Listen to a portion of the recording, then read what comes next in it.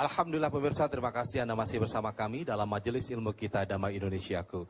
Nah pemirsa, bicara mengenai karakter seorang pemimpin, sebenarnya sebelum manusia diturunkan, Allah telah berkata kepada malaikat bahwa Allah akan menciptakan khalifah di muka bumi ini.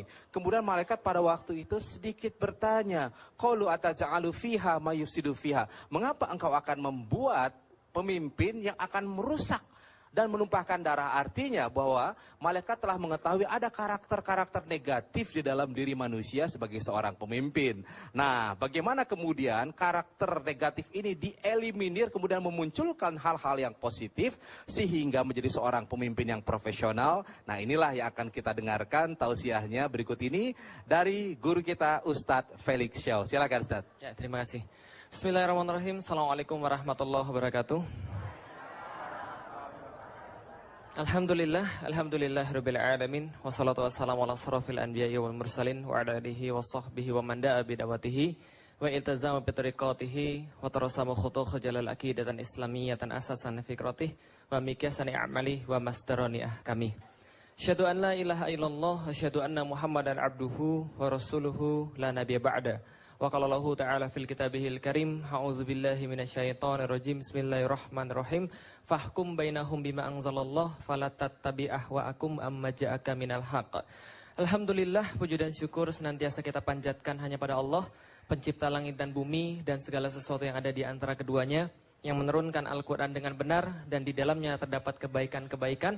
Baik kebaikan itu ada pada kepemimpinan dan kebaikan-kebaikan itulah yang harus dicontoh oleh pemimpin. Salat dan salam senantiasa kita curah dan limpahkan kepada pemiliknya Rasulullah Muhammad sallallahu alaihi wasallam, sebaik-baik pemimpin, sebaik-baik orang yang harus kita teladani sampai dengan akhir zaman, dan mudah-mudahan kita termasuk orang-orang yang mengikuti kepemimpinan beliau.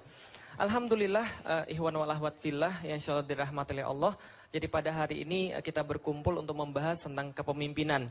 Sesuatu yang memang asing terhadap umat pada zaman sekarang, karena umat sudah terlanjur dininabubukan dengan perkara-perkara yang lain sehingga menganggap pemimpin dan kepemimpinan itu di luar bahasan Islam. Betul begitu Ibu sekalian?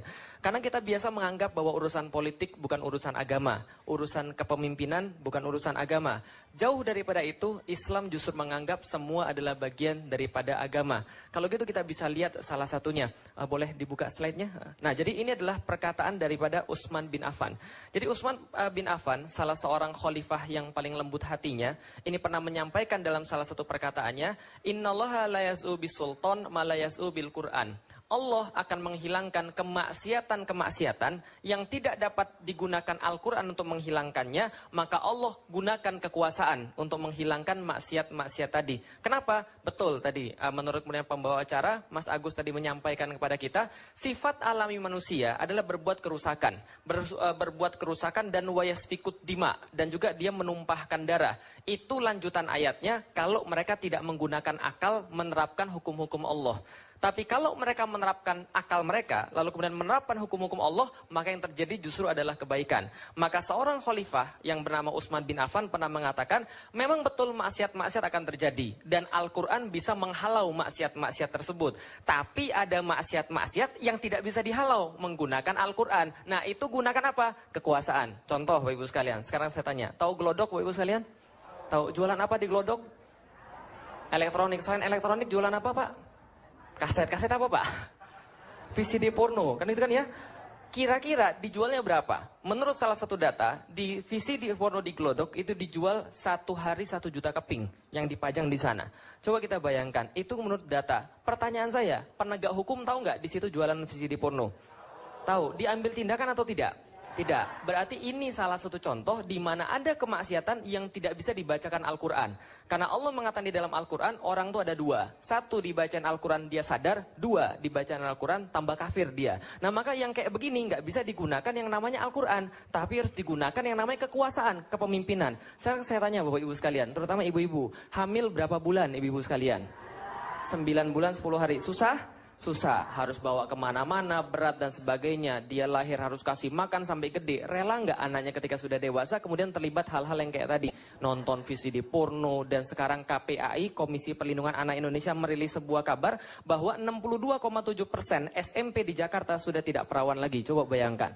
Lah kenapa? Gara-gara tadi permasalahan-permasalahan yang tidak bisa hilang menggunakan Al-Quran, Allah hilangkan menggunakan kekuasaan. Maka penting pembicaraan kita pada hari ini. Nah kalau gitu kita lihat Bapak Ibu sekalian, ketika kita berbicara tentang kepemimpinan dan pemimpin, wajar. Michael H. Hart, seorang non-muslim, dia seorang Kristen Maronit, dia menulis salah satu buku judulnya 100 The Most Influential People in History.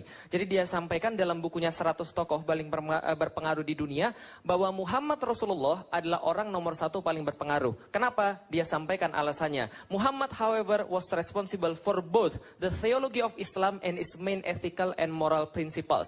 Bahwa Muhammad ini tidak hanya bertanggung jawab terhadap agama saja, tapi dia bertanggung jawab terhadap keseluruhan bangunan Islam. Baik itu adalah bangunan etis maupun sistemnya. Nah karena itulah Muhammad Rasulullah menjadi orang nomor 1 paling berpengaruh sepanjang sejarah. Karena tadi yang disampaikan oleh Ustadz kita, Ustadz Daud Rashid, bahwa Rasulullah tidak mewariskan figur. Yang Rasul wariskan adalah sebuah sistem yang dia bertahan selama 13 abad. Maka kita lihat, beberapa kemudian orang-orang memuji sistem Rasulullah. Yang kalau zaman sekarang kita kenal dengan nama sistem khilafah tadi, yang disampaikan tadi sempat. Maka zaman-zaman khilafah ini diterapkan Islam, sehingga luasan Islam menjadi seperti yang kita bisa lihat di depan.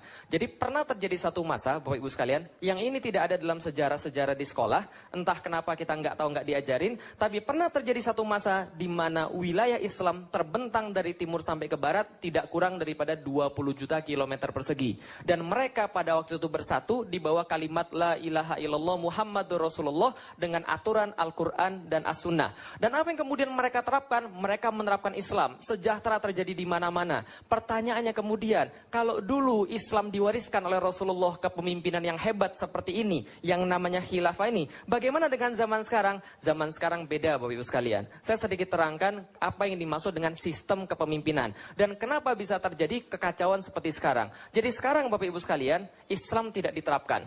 Kalau kita lihat sekarang, rakyat ini memilih yang namanya penguasa. Dan kalau penguasa zaman sekarang, menurut J.J. Rousseau, dalam kemudian tesis dia, mengatakan bahwa yang namanya kekuasaan harus dibagi-bagi.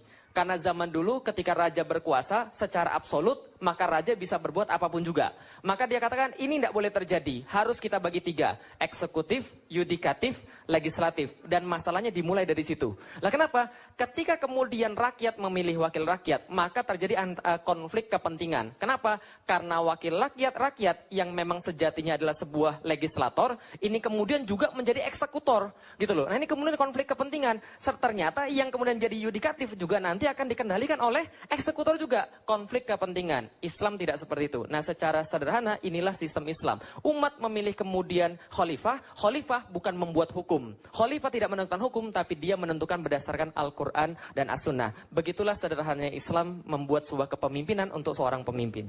Ya subhanallah, luar biasa Ustaz Felix yang menggambarkan kepada kita apa yang terjadi pada saat ya zaman Rasulullah dulu, kemudian bergeser ke khalifahan berikutnya sampai pada saat ini. Nah sekarang permasalahannya, apakah konsep-konsep tersebut itu bisa diterapkan pada saat ini dan bagaimana cara menerapkannya? Tentunya ini masih menjadi PR dan nanti Ustadz Felix juga akan melanjutkan kembali ya. Bagaimana mengimplementasikan pada saat ini? Tetap bersama kami karena setelah ini kita akan kembali lagi masih di Majelis Ilmu Kita Damai Indonesiaku. Ya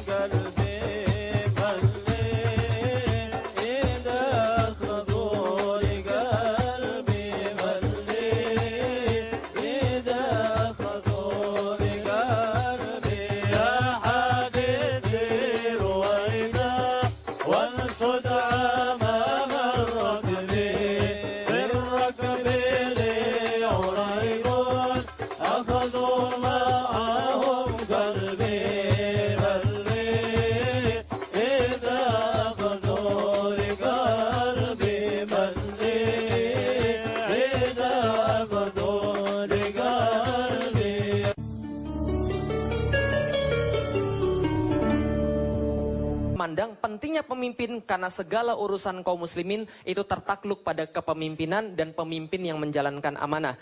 Maka Allah mengatakan di dalam Al-Quran, surat An-Nisa ayat 59, yang kemudian itu dibacakan berkali-kali pada kita, ya ayyuhalladzina amanu atiullah wa atiur rasul wa ulil amri minkum.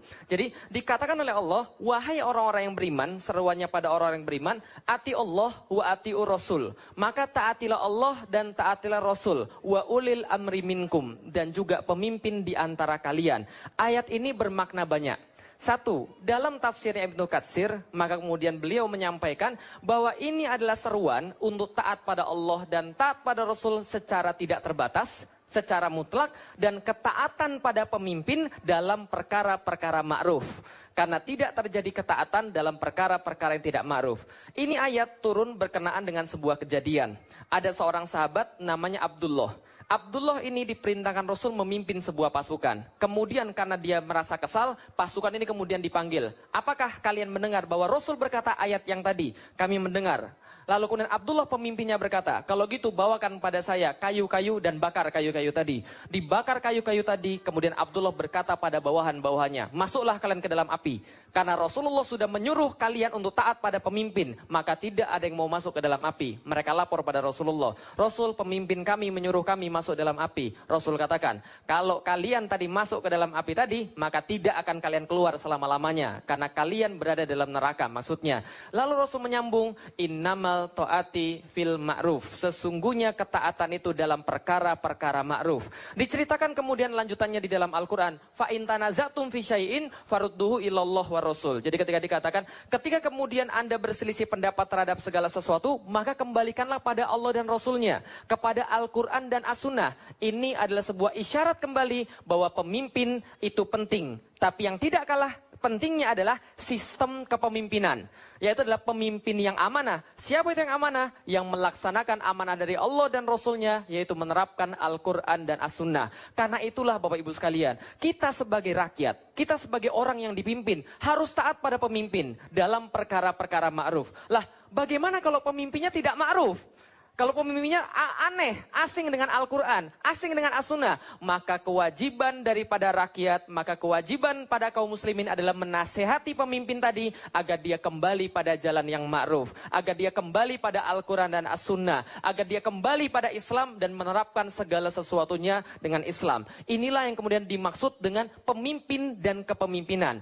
Islam, Al-Quran memerintahkan kepada kita tidak hanya punya pemimpin yang amanah, tapi punya sistem kepemimpinan yang amanah, yaitu sistem kepemimpinan yang hanya menjadikan Al-Quran sebagai petunjuk, dan bila tidak menjadikan Al-Quran sebagai petunjuk, inilah ancaman Allah. Ancaman Allah kemudian mengatakan, in kuntum tu'minuna billahi wal yaumil akhir. Itu kalau kalian percaya pada Al-Quran, percaya pada Allah, percaya pada yaumil akhir. Nah, Ibnu Katsir menambahkan, ini berarti kalau ada orang yang ingin menerapkan selain daripada Al-Quran dan As-Sunnah, berhukum pada selain pada Allah, maka inilah yang disebut dengan pemimpin yang zolim. Maka kewajiban adalah menasihati pemimpin tadi. Bagaimana caranya? Karena yang namanya nasihat itu seperti cermin, Bapak Ibu sekalian. Kalau kita melihat kaum muslimin, lalu kemudian kita melihatnya jelek, sama kayak kita bercermin, Bapak Ibu sekalian. Contoh, kalau Bapak Ibu bercermin, ngelihat di cermin kemudian jelek, yang dipecahin cerminnya atau orangnya? Dua-duanya. Enggak, yang kita perbaiki bukan cerminnya, Bapak Ibu sekalian, tapi yang kita perbaiki adalah diri kita. Kita latih agar kita faham tentang Al-Quran dan As-Sunnah. Kita sebarkan, kita dakwahkan bahwa setiap muslim harus terikat pada Al-Quran dan As-Sunnah. Dan karena itulah mereka akan kemudian memilih pemimpin-pemimpin yang amanah. Begitulah yang kemudian kita lihat, yang bagaimana Islam menjadikan solusi atas kepemimpinan, yaitu menyadarkan seluruh rakyat dan pemimpinnya menerapkan Islam. Ibarat gigi, dari atas, dari bawah, semuanya menggigit. Demikian sistem sistem kepemimpinan dan pemimpin yang amanah. Terima kasih. Iya, subhanallah, luar biasa Ustaz Felix Show mengabarkan kepada kita semua, Bapak Ibu, Ustaz pemirsa sekalian. Udkhulu fi silmi kaffah wala tattabi'u khutuwati syaitan. Artinya masuklah ke dalam Islam itu secara totalitas, yang mengikuti Al-Quran dan juga mengikuti As-Sunnahnya. Oleh karena itu tetap bersama kami, karena setelah ini kita akan kembali lagi masih di majelis ilmu kita Damai Indonesiaku.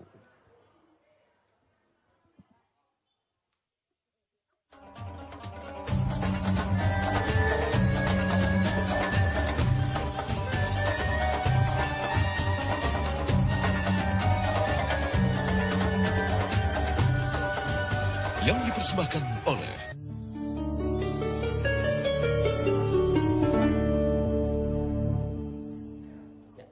kepemimpinan dan sistem kepemimpinan itu adalah sesuatu yang sama-sama penting di dalam Islam.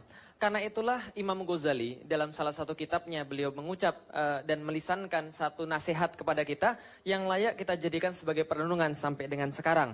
Beliau mengatakan fa inad dunya mazra'atul akhirah. Sesungguhnya dunia ini adalah ladang bagi akhirat. Artinya, siapa yang tidak menanam di dunia, dia tidak dapat apapun untuk dipanen di akhirat. Karena itulah beliau sampaikan, wala yatimuddinu ila bidunya. Tidak akan sempurna yang namanya agama tanpa adanya dunia. Wal mulku wad dinu atu amani. Sesungguhnya agama kalian dan juga kepemimpinan yang ada pada kalian seperti saudara kembar. Falid dini aslun wa sultanu harisun. Dan bagi agama layaknya sebuah fondasi, layaknya sebuah asas. Wa sultanu harisun. Dan kepemimpinan, seorang pemimpin dan kepemimpinan layaknya seorang penjaga. Wa mala aslalahu famahdumun. Yang tidak ada asas, dia pasti akan hancur. Yang tidak ada fondasi, dia pasti akan kemudian rusak. Wa mala harisallahu fatdoi. Maka yang tidak ada penjaga, dia pasti akan hilang. Maka pemimpin dan sistem kepemimpinan itu adalah satu dengan agama. Tidak bisa dipisahkan satu sama lain. Karena orang-orang yang baik muncul dari sistem yang baik. Dan orang-orang yang baik inilah yang akan menjaga sistem yang baik. Kita ambil sebuah analogi Bapak Ibu sekalian. Kenapa sangat penting sekali yang namanya sistem dan juga sangat penting sekali yang namanya pemimpin yang amanah. Sekarang saya tanya Bapak Ibu sekalian, pernah pergi ke mall yang lantainya kinclong, bisa dipakai buat ngaca, pernah? Pernah. Pertanyaan saya sederhana, pernah nggak ngelihat ada orang ngeludah di mall, sendeso-ndesonya dia? Pernah nggak? Nggak pernah kan ya? Sendeso-ndesonya orang, nggak ada yang kemudian dia masuk mall yang bersih lalu dia meludah. Kenapa nggak ada yang pernah begitu? Karena tempat yang bersih memaksa orang berbuat bersih. Ya. Jadi tempat yang bersih memaksa orang berbuat bersih. Pernah pergi ke pasar yang kotor bau bin becek? Sering. Ngelihat orang ngeludah di sana pernah? Bukan ngeludah, dia muntah di sana Bapak Ibu sekalian. Lah kenapa? Karena tempat yang kotor memaksa orang berbuat kotor. Begitupun juga sebuah sistem. Begitupun juga sebuah kepemimpinan. Yang baik membuat orang jadi baik. Yang buruk membuat orang jadi buruk. Rasul katakan, innamal madinatu kalkir. Sesungguhnya Madinahku seperti tungku api. Tanfi khobathiha wa yansi toyibiha. Ada besi yang jelek masuk, jeleknya hilang, yang tinggal besi yang bagus saja. Kalau lewat tungku api kan gitu kan ya. Nah, tapi kalau ada besi yang bagus yang masuk, semakin cemerlang kebagusannya. Itu Madinah. Orang masuk, kemudian jadinya jelek, di awalnya jelek, jahat, jadinya baik. Orang masuk baik, tambah baik. Itu Madinah, Bapak Ibu sekalian. Diterapkan syariat Allah, syariat Islam. Kalau zaman sekarang, kira-kira yang kita terapkan aturan Allah atau aturan yang lain? Yang masuk kiai, keluarnya tersangka penggelapan dana haji. Betul begitu? Itu kan ya, sudah penggelapan dana haji pula, itu kan ya, double itu dosanya. Nah sama kayak saya kemarin ngisi di Bekasi, pulang-pulang sendal saya hilang, saya katakan kurang ajar maling sendal saya, sudah maling sendal, ustadz lagi itu kan ya, dia mana peduli Bapak Ibu sekalian. Artinya inilah kepemimpinan dan pemimpin. Sebuah sistem yang baik dapat mengakomodasi pemimpin yang baik. Dan seorang pemimpin yang baik hanya bisa secara maksimal dia menerapkan Islam apabila sistemnya juga adalah Islam. Maka kewajiban kita adalah mencari pemimpin yang amanah. Tapi tidak hanya mencari pemimpin yang amanah, tapi mendukung dia dengan sistem yang amanah. Wallahu a'lam bishawab. Mudah-mudahan kita diberkahi Allah dan diberikan kemudahan oleh Allah. Subhanallah. Jadi apa yang telah disampaikan oleh Ustadz Felix Syekh, saya teringat dengan nasihat Luqman kepada anaknya. Wahai anakku, pilihlah sebuah komunitas ataupun masyarakat teman itu, mereka juga yang berilmu. Kenapa? Kalau seandainya engkau berilmu, maka engkau akan bisa berbagi ilmu di sana. Kalau engkau tidak punya ilmu, maka engkau akan menjadi berilmu, menjadi pinter. Tapi kalau seandainya engkau bergabung kepada tempat yang di sana itu banyak gosipnya, kalaupun engkau berilmu, orang itu nggak akan pernah dengerin. Kenapa? Karena asik bergosip. Nah, sementara kalau seandainya orang yang sudah tidak punya ilmu di sana, semakin menjadi tidak berilmu. Ini subhanallah Bapak Ibu sekalian, kita bersama-sama di dalam majelis ilmu kita.